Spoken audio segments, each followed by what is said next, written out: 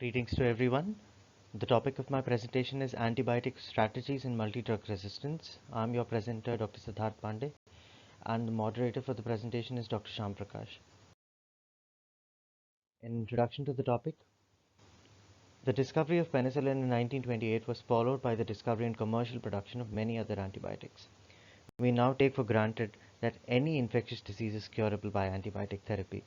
Antibiotics are manufactured at an estimated scale of about 1 lakh tons annually worldwide, and their use has profound impact on the life of bacteria on Earth. Multidrug resistant bacteria, by definition, are when a single bacteria is resistant to more than one antibiotic, it is said to be multidrug resistant. Multidrug resistance in bacteria occurs by accumulation on resistance or R plasmids or transposons of genes, with each coding for resistance to a specific antigen and or by the action of multidrug efflux pumps, each of which can pump out more than one drug type.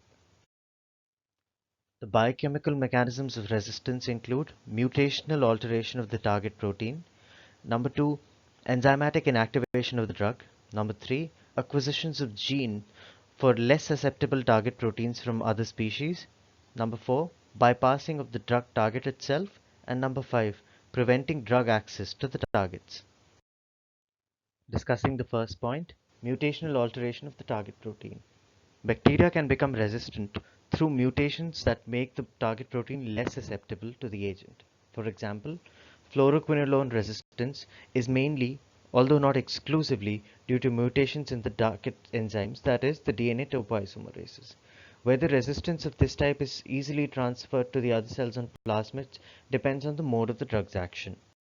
With fluoroquinolones, which will kill the bacteria cell containing any drug susceptible enzymes, the addition of the gene coding for a drug resistant enzyme will not make the bacteria completely resistant, and the plasmid mediated transfer of the mutated target gene is unlikely to occur. The mutants will become more and more prevalent by clonal selection and by selective pressure. Ribosomal resistance mutation is often found in the aminoglycoside resistant clinical strains of Mycobacterium tuberculosis. The ERM gene plasmid coded and produces the methylation of adenine at the position 2058 at the 50S RNA, causing resistance to macrolides, namely erythromycin and many others, including lincosamide and streptogrammin group of group B and the MLS phenotype.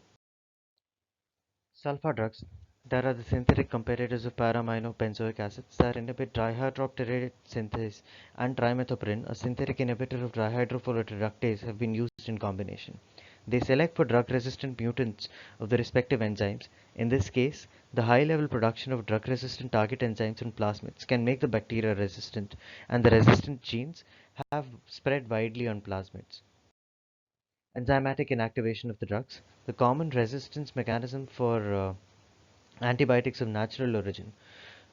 For example, aminoglycosides, which include kanamycin, tobramycin, amikacin, which are inactivated by enzymatic phosphorylation, acetylation, or adenylation, or beta-lactams, such as penicillin, cephalosporins, carbapenems, such as imipenem, inactivated by enzymatic hydrolysis by beta-lactamases, usually in the periplasm. Genes coding for these inactivating enzymes can easily produce resistance as additional genetic components on the plasmids. Coming to aminoglycosides, they are inactivated by modifications that reduce the net positive charge on the polycationic antibiotics. Multiple aminoglycoside modifying enzymes are known. For example, AAC3, designated as the aminoglycoside acetyltransferase, acting on position 3 of the substrate and belonging to the second phylogenetic grouping among these, and the APH3, plasmid coated aminoglycoside phosphorylase, which is present in 46% of the aminoglycoside resistant gram-negative bacteria. A similar situation also exists for AAC3, a plasmid coated enzyme present in more than 60% of the aminoglycoside resistant gram-negative bacteria examined. The pharmaceutical industry developed either semi-synthetic or natural aminoglycosides that are not the substrates of common inactivating enzymes.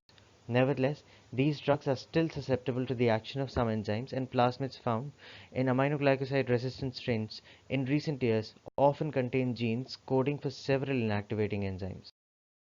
Coming to beta-lactams. A few years after the introduction of penicillin into clinical practice, Staph aureus developed resistance caused by beta-lactamases coded for it by a plasmid gene. Although this problem was solved by the introduction of methicillin and similar compounds that resist enzymatic hydrolysis, another enzyme that is TEM beta-lactamase was reported in gram-negative bacteria in strains containing multiple drug-resistant R plasmids that date back even from the 1962. Here's a classification of beta-lactamases. We have class A, D, B, and C. Class A and D have been grouped together as they are extended spectrum beta-lactamases. Class B is a group of enzymes which are metallo-beta-lactamases, and class C is, as we discussed earlier, an AMP-C beta-lactamase. Especially troublesome among extended spectrum beta-lactamases are those called CTXM. The genes coding for these enzymes appear to have originated from the chromosome of an infrequently encountered gram-negative bacteria called Kluvera and have been transferred through R plasmids or the resistance plasmids. This transfer or mobilization unusually appears to have occurred many times, and consequently, the enzyme rapidly became widespread among resistance plasmid containing pathogenic bacteria. Beta-lactams with a new nucleus such as carbapenems, example imipenem, still remain quite effective, but their use may eventually result in the increased prevalence of enzymes capable of hydrolyzing these compounds. Another example of new resistance mechanisms arising through the mutations of prevalent resistant genes is a plasmid-coded ciprofloxacin resistant gene. Here, an aminoglycoside acetylase, that AAC6 1B, has mutated to acetylate the amino group of the ciprofloxacin, making it resistant. Acquisition of genes for less susceptible target proteins from other species. Sequencing of the genes coding for the targets of penicillin, DD transpeptidase or penicillin binding proteins, revealed that penicillin resistance among Streptococcus pneumoniae was due to the production of mosaic proteins, parts of which came from other organisms. We note that Streptococcus pneumoniae is an organism capable of natural transformation and may import foreign DNA. Interestingly, a similar mechanism of penicillin resistance was also found in another organism capable of natural transformation, which is Neisseria meningitidis. An extreme case of this scenario is the generation of methicillin-resistant Staph aureus. Methicillin-resistant Staph aureus strains contain a new methicillin-resistant penicillin binding protein called penicillin binding protein 2A or 2 whose expression is often induced by methicillin or other beta-lactams.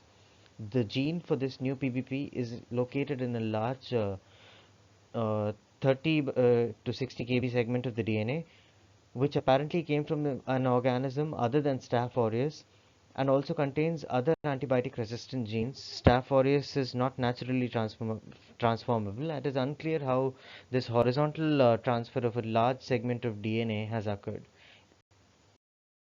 Bypassing of the target itself. Here we have a drug, for example, vancomycin, which has a very unusual mode of action. Instead of inhibiting an enzyme, it binds to a substrate, the lipid-linked disaccharide pentapeptide, a precursor of the cell wall peptidoglycan. Because of this mechanism, many assumed that it would be impossible to generate resistance against vancomycin. However, vancomycin resistance is now prevalent among enterococci, normal inhabitants of our intestinal tract. Because enterococci are naturally resistant to beta-lactams, aminoglycosides, macrolides, and tetracycline, these vancomycin-resistant strains of enterococci become prevalent in a hospital environment, colonize the patients, and cause infections that are difficult to treat. Study of the resistance mechanism showed that the end of the pentapeptide, D-alanine, where vancomycin binds, was replaced in the resistant strain by an ester structure, D-alanine D-lactic acid, which is not bound by vancomycin, thus making the bacteria resistant to vancomycin. Preventing drug access to the target itself. Drug access to the target can be reduced locally. It can also be reduced by an active efflux process. In gram-negative bacteria, the access can be reduced generally by decreasing the influx across the outer membrane.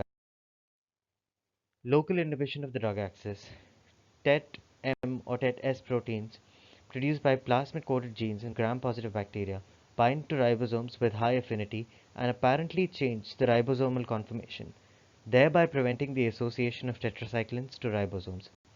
Plasmid-coated QNR proteins, which have become more prevalent in recent years, are thought to protect DNA topoisomerases from quinolones. Drug-specific efflux pumps. Drug resistance owing to active efflux was discovered with the common tetracycline resistance protein TET-A in gram-negative bacteria, which catalyze a proton motive force dependent outward pumping of the tetracycline magnesium complex. Non-specific inhibition of the drug axis. In the laboratory, when nutrient-rich medium is available, beta-lactams often select for porin-deficient mutants. However, the generally decreased outer membrane permeability is somewhat detrimental to the bacterial growth itself because the nutrient influx is also reduced. Such mutants are not common among clinical specimens. Nevertheless, porin mutants are found in some species of Enterobacteriaceae, that is Enterobacter aerogenes and Klebsiella pneumoniae, as a means of last resort resistance to the more recent versions of beta-lactams that withstand inactivation by common beta-lactamases. Prevention of multi-drug resistance in the hospital setup and among bacteria. A fundamentally important challenge in clinical medicine is now how to control or prevent antibiotic resistance. Some of the strategies that we'll be discussing here include: first, rapid diagnosis of the causative organism; second, prevention of colonization; third, heterogeneity of antibiotic use; and fourth, and a little controversial one, is short duration antibiotic courses. First of all, and first and foremost, most importantly, is rapid diagnosis. Rapid treatment of sepsis is associated with decreased mortality in patients with serious infections, but diagnosis of sepsis can be difficult and delayed, especially in critically ill patients. Broad spectrum and empirical antibiotics started before any culture reports or sensitivity reports are available are in totality an unnecessary antibiotic treatment. Rapid culture independent identification methods, quicker identification of the pathogen uh, of the causing infection, can also rapidly identify the susceptibility patterns of the organism to various drugs. The benefits of such information will be: if the organism possesses resistance mechanism, appropriate therapy based on susceptibilities can be more quickly accomplished, and based on susceptibility information, the duration of broad spectrum therapy may be limited. The next mechanism by which we can prevent multi-drug resistance bacteria is prevention of colonization. The principle here is, before an infection occurs, the causative organism has to be present in the body. That is, colonization is antecedent to infection. In an observational cohort in 2 ICUs where endemic carbapenemase producing Enterobacteriaceae patients were screened with perineal swabs at admission twice weekly and twice weekly thereafter, patients colonized with the carbapenemase producing Enterobacteriaceae had 1.8 times greater hazard of dying in the ICU than non-colonized patients, primarily because of the increased length of stay. Third is the heterogeneity of the antibiotics which are used for different patients.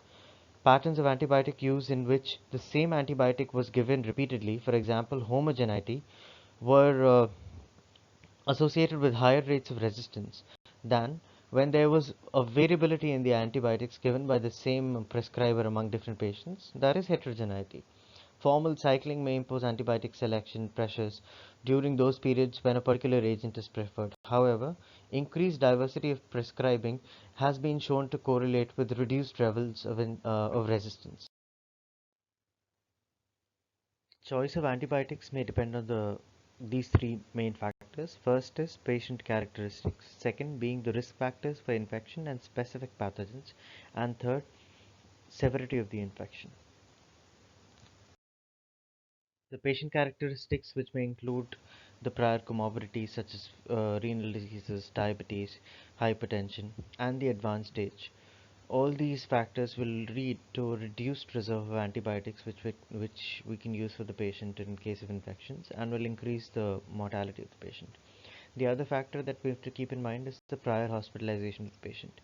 If the patient has been hospitalized less than 30 days ago, the patient's infection might as well be a hospital acquired infection. And if the patient was admitted around 90 days back, then the patient might have a hospital related infection. The risk factors and specific infections associated with the infections and the possible outcomes of the infections need to be considered at the initiation of the drugs. The choice of drug or the combination of drugs may vary depending on the data available locally about the prevalent organisms, or whatever is clinically diagnosed by the physician. Or thirdly, the different infections may require specific duration of therapy. Thirdly, the severity of the infection. A severe infection with deteriorating patient condition may prompt the use of specific or multiple antibiotics. Once again, the protocols vary from institution to institution. It is common practice to switch over to the susceptible drug as soon as the data is made available, that is, the microbiology data is made available. These are my references.